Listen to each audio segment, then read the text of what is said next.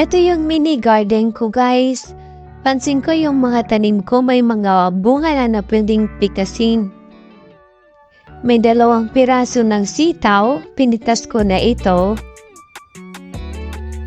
Tas yung ampalaya ko guys, may bunga na rin. Tingnan nyo, di ba? Sunod ko namang pinitas tong mga kamatis.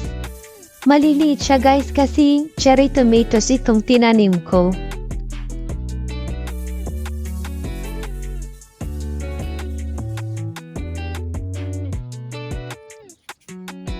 Tapos sa isang sulok ng aking garden, may naligaw na kulitis. Kinuha ko na rin ito pansahog sa ating lulutuin. Masarap din ito guys kahit ilaga mo lang. Pero since may napitas naman akong sitaw, why not magdinengdeng, diba? Ito yung na-harvest ko.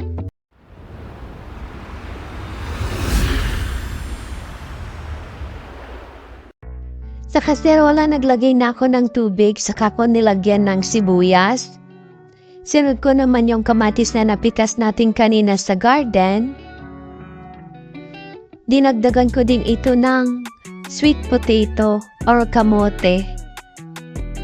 Masarap ito sa dinengdeng guys. Tapan lang siya at pakuluan hanggang sa lumambot na yung ating kamote. Ayan, kumukulo na ang ating niluluto guys. At this point, pwede na natin ilagay ang ating bagoong. Hindi to dinengdeng guys kung walang bagoong ang ating niluluto. Yan, haluin lang siya. Pagkatapos ay ilagay na rin natin yung sitaw na napitas natin sa ating mini garden. Takpan at pakuluan. After 2 minutes na pagkakulo, pwede na natin ilagay yung kulitis na pinitas natin sa garden kanina. Guys, hindi natin ito hahaluin, sinamberge ko lang siya.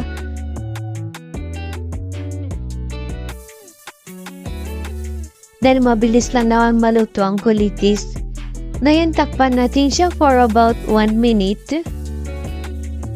After 1 minute, tinanggal ko na yung takip at hinalo ko lang siya ng bahagya.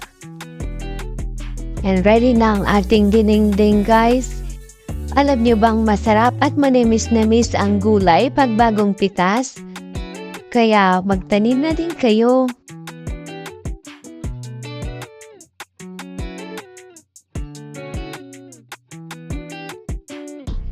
It's time to serve our dinengdeng. Ayan. Masarap ito guys. Kahit araw-araw siguro ganito ang ulam. Okay na okay. Kasi masustansya na, paniguradong healthy pa.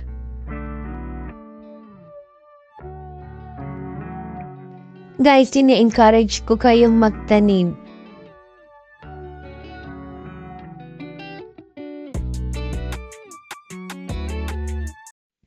Please like and subscribe to my YouTube channel. Comment down below kung nagustuhan nyo ang recipe natin ngayon. Thank you for watching. Bye!